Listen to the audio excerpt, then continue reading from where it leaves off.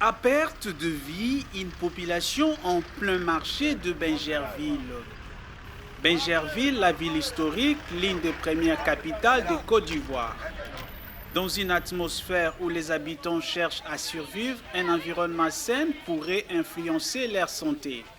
Maye Diré, artiste plasticien, recycle des objets abandonnés il y a de cela 30 ans. Ces articles sont ensuite transformés en objets d'art, une fierté de protéger son environnement. Ces habitudes deviennent de plus en plus une option pour Diré. Je m'évertue à apprendre aux gens à ne pas considérer les ordures comme des ordures, mais à les considérer comme des objets obsolètes qu'on peut revaloriser pour le développement durable. Et qu'en transformant tout ce qui est autour de nous comme les soi-disant ordures, on peut lutter contre beaucoup de difficultés du développement.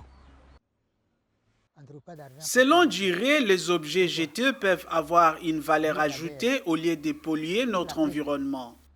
Sa passion de recycler, transformer, décorer reste tout d'abord un rêve d'enfant. L'art reste un catalyseur de paix, un canal de communication, une issue sûre de récupération des déchets sur notre environnement.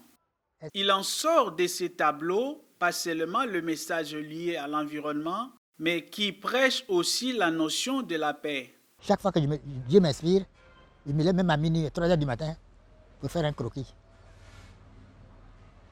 Même ce n'est pas toujours que je vais réaliser ce croquis immédiatement. Je crée tout le temps. Actuellement, j'ai 2 œuvres qui m'attendent sur la table là-bas. J'ai des tableaux qui sont en Norvège. Il y a des tableaux qui sont en France, sans compter ceux qui sont éparpillés par-ci, par-là. Bien sûr, sans compter ce qui est dans mon magasin ici.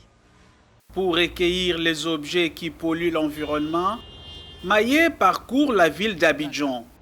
Sur son chemin, il rencontre souvent des propriétaires des dépôts d'immondices en plein air. Ces derniers les ramassent, les regroupent dans l'espoir de les vendre aux sociétés spécialisées dans le recyclage. À Port-Boué, commune située au sud d'Abidjan, on trouve des pneus, de nappes usagées, de bouteilles, sachets en plastique. Ces articles pourront trouver un terminal dans l'atelier de Diré. Les propriétaires de ces déchets découvrent que ce qu'ils ont l'habitude de vendre pourrait se transformer en décoration, ce qui signifie pour eux gagner plus d'argent pour leur famille. Aujourd'hui, Port-Boué est devenue une cité dortoir, une cité